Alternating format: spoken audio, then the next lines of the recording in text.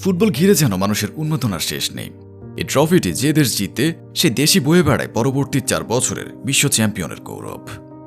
মনে প্রশ্ন থাকা স্বাভাবিক যে কি আছে এই ট্রফিতে, কেন এর এত মূল্য, কেনই বা প্রত্যেকটি দেশ এটি হাতে নেওয়ার জন্য লড়াইয়ের শেষটুকুও বাকি রাখে না। দৃশ্যপটের আজকের ভিডিওতে থাকছে মেসি, নেইমার, রোনালদো, এমবাপ্পের স্বপ্নের সেই ট্রফির বিস্তর আলোচনা। আমরা কি জানি স্বপ্নের এই ট্রফিটির ডিজাইন কে করেছে? বিশ্বকাপের বর্তমান ট্রফির নকশা করেছেন ইতালিয়ান ভাস্কর সিলভিও গাজ্জানিকা। 1970 সালে ব্রাজিল তৃতীয়বারের মতন ট্রফি জিতে জুলেরিমে ট্রফিটি স্থায়ী করে নেয়। তখন প্রয়োজন পড়ে আরেকটি ট্রফির। 1971 সালে 7 দেশের ভাস্করদের থেকে মোট 53টি ডিজাইন উত্থাপন করা হয়েছিল। সিলভিও গাজ্জানিকা, যিনি এই বিশ্বকাপ ট্রফির কারিগর, নিজে 2টি ডিজাইন জমা করেছিলেন। তবে তার প্রথম ডিজাইনটি গৃহীত হয়। কিভাবে তৈরি হয় এই ট্রফি? মিলানের কাছে ছোট্ট এক শহর পাডেরনো দুগনানো, সেখানে গোলাপি দেয়ালের এক কারখানা রয়েছে। দেখে বোঝার উপায় নেই যে এমন একটি কারখানায় তৈরি হচ্ছে বিশ্বের সবচেয়ে আকাঙ্ক্ষিত ট্রফি। তামা ও দস্তার তৈরি খালি কাঠামোর উপর অনাকাঙ্ক্ষিত ও অতিরিক্ত ধাতব পদার্থগুলো কেটে কাঙ্ক্ষিত আকার দেওয়া হয়। এরপর হাতুড়ি দিয়ে সেই ট্রফিতে খুঁটিনাটি নকশাগুলোকে পূর্ণতা দেওয়া হয়। এরপর শুরু হয় পালিশ করা ও প্রলেপ দেওয়া। তারপর আল্ট্রাসনিক পদ্ধতিতে অতিরিক্ত সব ধাতব ও গ্রিস বের করে দেওয়া হয়। রিনসিংয়ের মাধ্যমে ময়লা ও পরিষ্কারক দ্রব্য মুছে ফেলা হয়। গ্লাইডিংয়ের পর ডিস্টিলড পানি দিয়ে ট্রফিটি পরিষ্কার করা হয়। সবুজ মার্বেল পাথর সংযুক্তের পর পূর্ণতা পায় ট্রফিটি। এরপর জার্পন দিয়ে পলিশ করা হয়। এরপর ট্রফিটিকে শুকানো হয়। শেষবারের মতন সবকিছু পরীক্ষা করা হয় আবার। জিডি বার্টনির একজন বিশেষজ্ঞ এরপর সূক্ষ্মভাবে পরীক্ষা করেন সব ঠিক আছে কিনা। একটি স্বর্ণের মেডেল ট্রফিতে যুক্ত করা হয়। তারপর অ্যালকোহল দিয়ে পরিষ্কার করা হয় মেডেল। এই কারখানা থেকে সবচেয়ে বিখ্যাত ট্রফিগুলো প্রস্তুত করা হয়। এর মধ্যে আছে UEFA super cup, UEFA Europa league, FIFA বিশ্বকাপ ও উয়েফা চ্যাম্পিয়ন্স লিগ ট্রফি। দর্শক, আপনারা কি বলতে পারবেন কি দিয়ে তৈরি হয়েছে এই বিশ্বকাপ? আর চ্যাম্পিয়নদের হাতে তুলে দেওয়া এই বিশ্বকাপ ট্রফির দামই বা কত? 36 সেন্টিমিটারের এই ট্রফিতে হাত উঁচু করে ধরে পৃথিবীকে ধরে রেখেছেন দুজন অ্যাথলেট। নজরগাড়া এই ট্রফিতে রয়েছে 18 ক্যারেট স্বর্ণ। ভিত্তিতে রয়েছে ম্যালাইকাইট নামক ধাতু। ট্রফিটির ওজন 6.1 কিলোগ্রাম। এর সামনের দিকে নিচের অংশে ফিফা ওয়ার্ল্ড কাপ কথাটি লেখা আছে। ভেতরের দিকে আছে 1974 থেকে 2018 সাল পর্যন্ত বিজয়ী দলগুলোর নাম ও সাল। তৎকালীন সময়ের পেছনে খরচ হয়েছিল $50,000 মার্কিন। কিন্তু সময়ের সাথে সাথে মহিমা বেড়েছে এই ট্রফির, বেড়েছে এর আর্থিক মূল্য।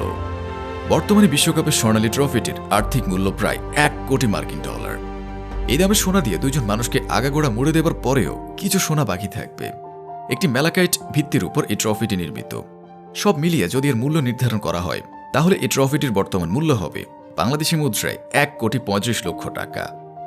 ফিফার নির্দিষ্ট কয়েকজন কর্মকর্তা ছাড়া এই ট্রফি ছুঁয়ে দেখার ক্ষমতা অন্য কারণেই। দর্শক, আপনারা কি জানেন এত সতর্কতা, এত সাবধানতার পরেও চুরি হয়েছিল এই ট্রফি? ট্রফি চুরির ঘটনা ফুটবল ইতিহাসে সবচেয়ে বেশি আলোচিত।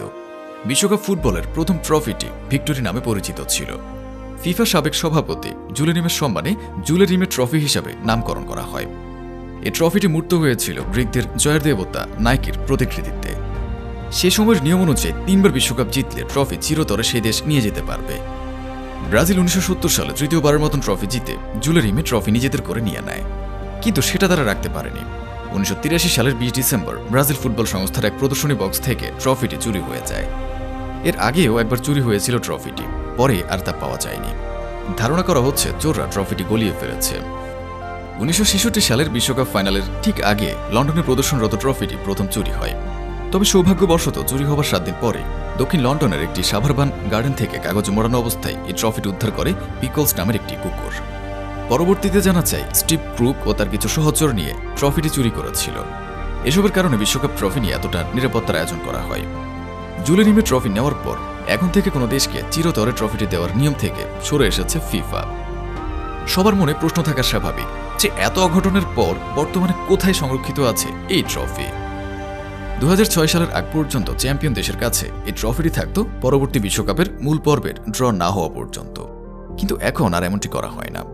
আসল ফুটবল ট্রফিটি 2016 সাল থেকে সুইজারল্যান্ডের জুরিখের ফিফা ওয়ার্ল্ড ফুটবল মিউজিয়ামে প্রদর্শিত হয়ে থাকে।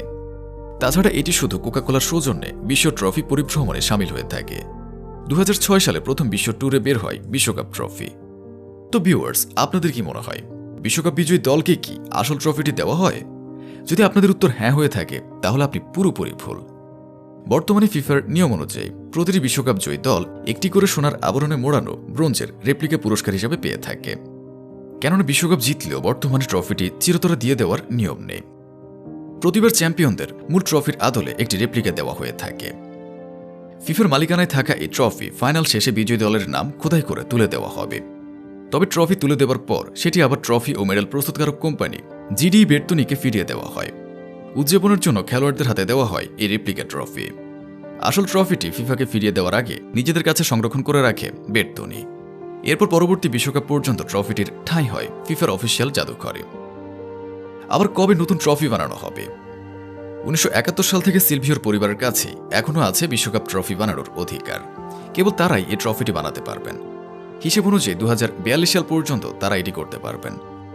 বর্তমানে ডিজাইনকৃত এই ট্রফিটিও ফিফাকে বদলাতে হবে 2042 বিশ্বকাপে।